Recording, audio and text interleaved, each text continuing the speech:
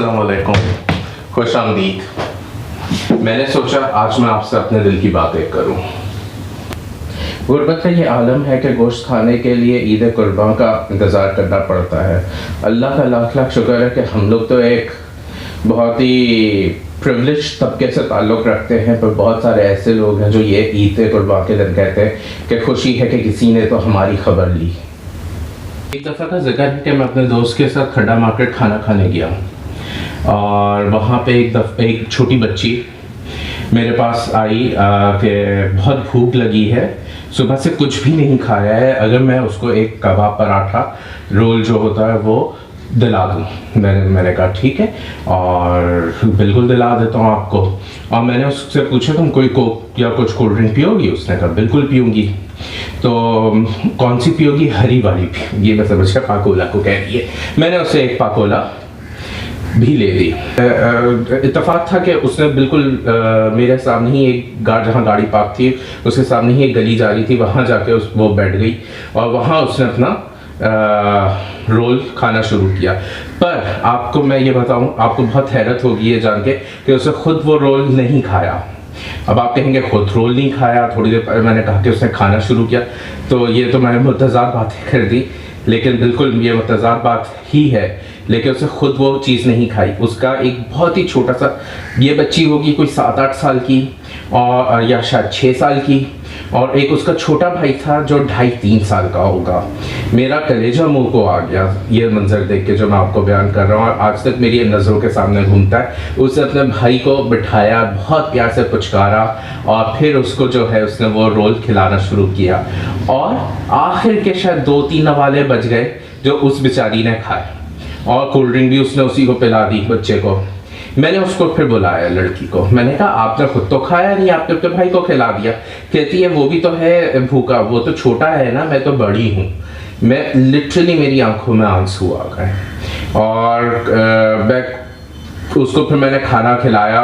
वो एक अलग कहानी है, लेकिन दिल मेरा बहुत ज़्यादा वो हुआ और मैं घर मतलब कि मैं सेटिस्फेक्शन के बावजूद भी मतलब कि घर आने के बाद भी मुझे एक चैन नहीं मिला।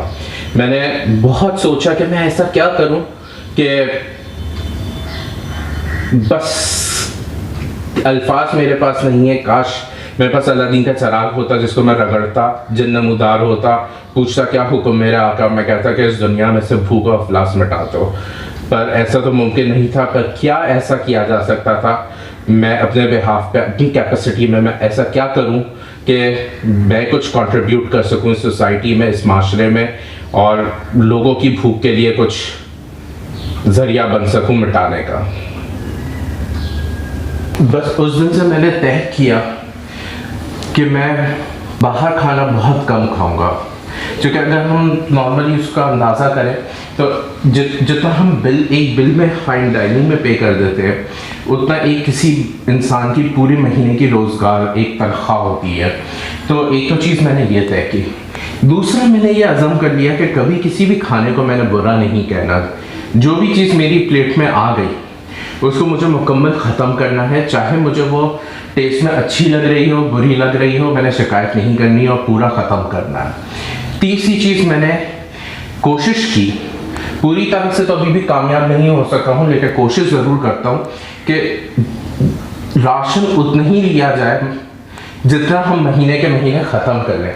चूँकि अगर हम जो खाने की चीज़ें अज्जा हैं, मैंने एक आर्टिकल पढ़ा, रिसर्च की, उसके मुताबिक यही है कि सबसे ज़्यादा अगर हम अपने राशन पे काबू कर लें तो पूरी दुनिया से भूख का मसला मिट सकता है। वो इक्वली डिस्ट्रीब्यूट हो जाएगा, तमाम लोगों को वो मैसर आने लगेगा, लेकिन हम लोग उनको ज़ाया करते हैं। ज़ाया नहीं करना चाहिए। इस्लाम की रूह से भी ज़ाया करने वाले को अच्छा नहीं समझा गया है। तो कोशिश आप भी कीजिए कि अपने जो भी आपका तरीका है खाने का और उसको आप कंट्रोल कीजिए, उसको ज़ाया ना करें और थोड़ा सा कंट्रीब्यूट आप भी सोसाइटी में करें। ज़रूरी नहीं है कि आप अब्दुल सत्तार ईद की तरह बड़े बड़े काम करें, वो एक ही पैदा होंगे और बार बार नहीं हो सकते, बहुत कम होते हैं, सदियों में ऐसे लोग आते हैं। लेकिन हम सब कुछ ना कुछ अपने दानिश में तो थोड़ा सा तो कंट्रीब्यूट सोसाइटी में कर सकते हैं। वो यही है कि हम लोग बेजा आउटिंग्स ना करें। मैं ये बिल्कुल नहीं कहता कि मैं बिल्कुल ही बाहर खाना खाने नहीं चाहता, लेकिन कम, ताकि आप एक सोशली अवेयरनेस के प्रोग्राम के तहत भी चलते रहें कि माशरे में हो क्या रहा है, पर आप अपनी एक उस चीज़ पर, वो आप पैसा जो आप फाइन डाइनिंग पे ज़ाया करते हैं, क्या अच्छा नहीं हो कि आप उस अमाउंट को आप किसी को खाना खिलाने पे सर्व कर दें, किसी के पेट में वो जाएगा। इसी तहत जो है रिस्क को ज़ाया ना करें। बहुत सारे लोगों को मैंने देखा है अपने दोस्तों में और लोगों में कि ये अच्छा नहीं है, छोड़ दो नहीं, खा लीजिए। बहुतों को वो भी नसीब नहीं है।